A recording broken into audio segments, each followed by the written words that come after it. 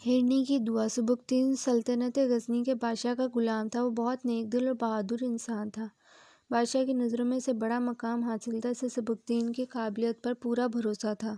سبکتگین کو شکار کھیلنے کا بہت شوق تھا۔ ایک روز وہ شکار کھیلنے نکلا۔ وہ سارا دن گھوڑے پر سوار جنگل میں مارا مارا پھرا، لیکن بدقسمتی سے کچھ بھی شکار نہ کر سکا۔ آخر کار وہ مایوس ہو گیا۔ اس نے سوچا کہ آج اسے خالی ہاتھ لوٹنا پڑے گا۔ اچانک ہرنی کا ایک بچہ اس کے سامنے سے گزرا۔ سبکتگین نے گھوڑے سے اتر کر بچے کو اٹھا لیا۔ اس نے بچے کو گھوڑے پر رکھا اور واپس کا سفر شروع کر دیا۔ شام ڈھل رہی تھی، اس لیے سبکتگین تیزی سے گھوڑا دوڑانے لگا۔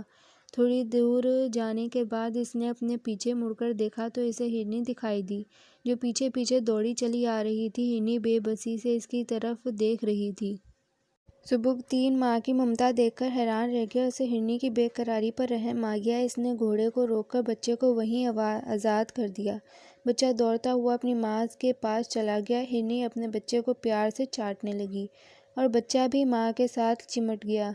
پہل بچہ گھبرایا ہوا تھا۔ ماں کے پیار نے اس کا خوف دور کر دیا۔ ہرنی اسے مسلسل پیار کر رہی تھی اور وہ بہت خوش لگ رہی تھی۔ سبکتگین اس نظارے کو دیکھ میں محو ہو گیا۔ وہ کچھ دیر وہیں کھڑا رہا۔ ہرنی نے اسے شکریہ بھری نظر سے دیکھا، پھر اس نے آسمان کی طرف دیکھا جیسے دعا مانگ رہی ہو۔ اس کے بعد ہرنی اپنے بچے کے ساتھ وہاں سے جانے لگی۔ وہ مڑ کر سبکتگین کو احسان مندی سے دیکھ رہی تھی۔ آخر ہرنی اور اس کا بچہ نظروں سے اوجھل ہو گئے۔ ہرنی کے بچے کو آزاد کر کے سبکتگین اطمینان سے واپس لوٹ آیا۔